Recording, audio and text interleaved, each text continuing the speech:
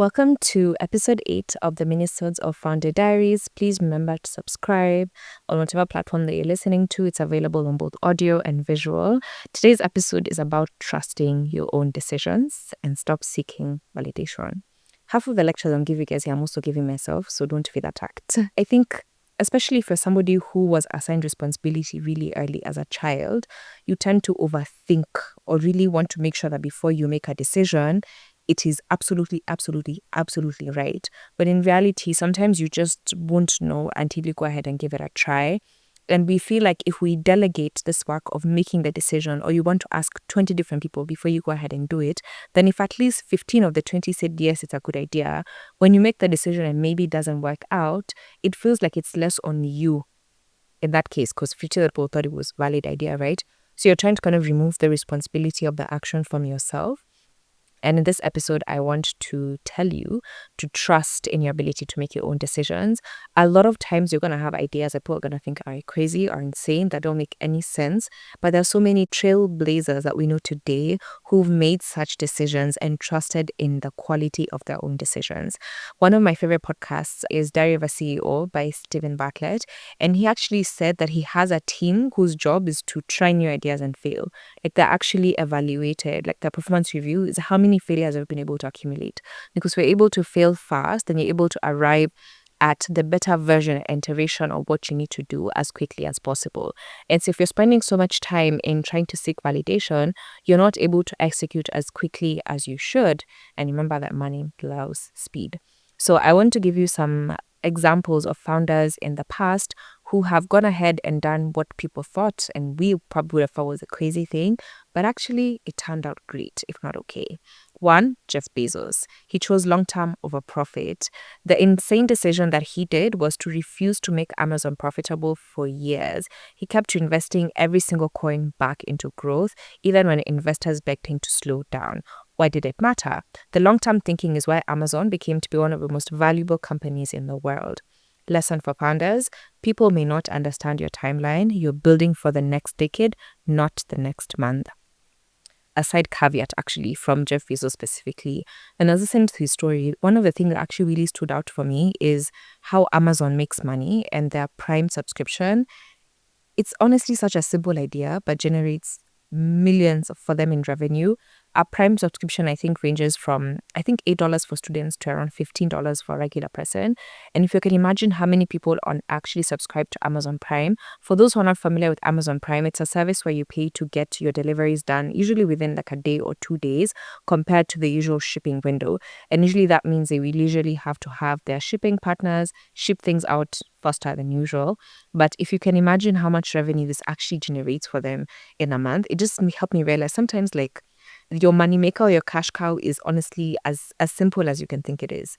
The second person is Sarah Blakely, and she's actually the person who founded Spanx. She had no fashion background, no investors, no advisors, yet she used her life savings, about $5,000, to prototype Spanx and pitch it to a factory that kept ignoring her. Why did it matter? Spanx became a billion-dollar brand and she became the youngest self-made billionaire at the time. So trust your weird, unpopular idea. Most innovative ideas are going to look silly at first. Number 3, Steve Jobs. He removed the keyboard from the phone. Back then, phones apparently had a separate keyboard, and his crazy idea was to actually integrate a virtual keyboard onto the iPhone. Why it mattered? He changed how the world uses phones. So don't ask people to validate a future they can't see. And that's the other dangerous thing about asking for validation of your ideas. Some people just don't have the vision you have. They don't understand your why and they don't know where you're going. So trying to ask them for advice is trying to ask a blind person to lead you, and you're also blind. It's not going to help.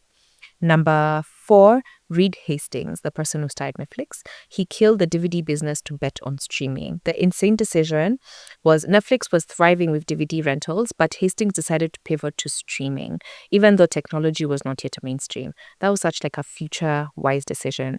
And now Netflix is an entertainment empire. Next, Whitney Wolfe.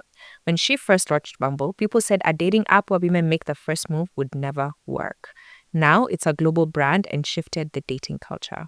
People will often resist anything that flips the norm until it works. Next, Howard Schultz, turning coffee into an experience. The insane decision. He brought the Italian cafe culture to the US and charged premium prices for coffee, was mocked as a delusion. White Matters, Starbucks, now became a lifestyle, a global brand that even we know and we don't have it here. Next person is Brian Chesky and Joe Gebbia, renting air mattresses to strangers. Airbnb started with literally inflating 3 air mattresses in the living room and asking strangers to stay there. Investors called it ridiculous. One investor told them, "You're living in a bubble. No one will ever stay in a stranger's home." Airbnb, right? A booming business right now, actually. Today, Airbnb is valued in tens of billions. Next, Rihanna, prioritizing inclusivity before it was cool. The insane decision was launching Fenty Beauty with 40 shades out of the gate, seen as risky and unnecessary. And if you think about it from the procurement or from the inventory perspective, if this supplier had probably an MOQ of 100,000 pieces, they then had to multiply that by 40, which I'm sure also increased how much capital they needed to start the business.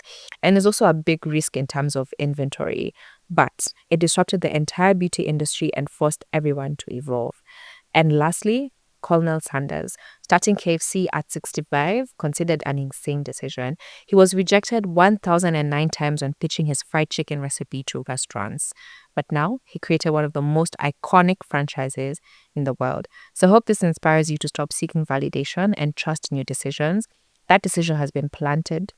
Well, the idea has been planted in you for a reason, and it probably requires you to bring it to life. So stop second guessing and just act on it. This was episode 8 of the Minisodes of the Founder Diaries. Thank you for watching. Bye. This podcast is proudly sponsored by Beauty Square KE. Beauty Square was my first full-blown business and the brand that pulled me into entrepreneurship and shaped so much of what I share here. In many ways, this podcast is an ode to that journey, the lessons, the growth, and the courage to start before everything was figured out.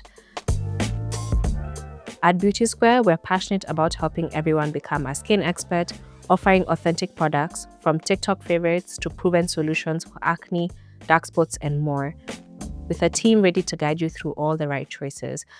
Visit us at our CBD or Lavington branches for expert treatments like facials, waxing, body scrubs, and massages from our sister brand Sage. Find us on Instagram, Facebook, and TikTok at beautysquare.ke and at Sage Skin, spelled SAGESKNN. And thank you for tuning in.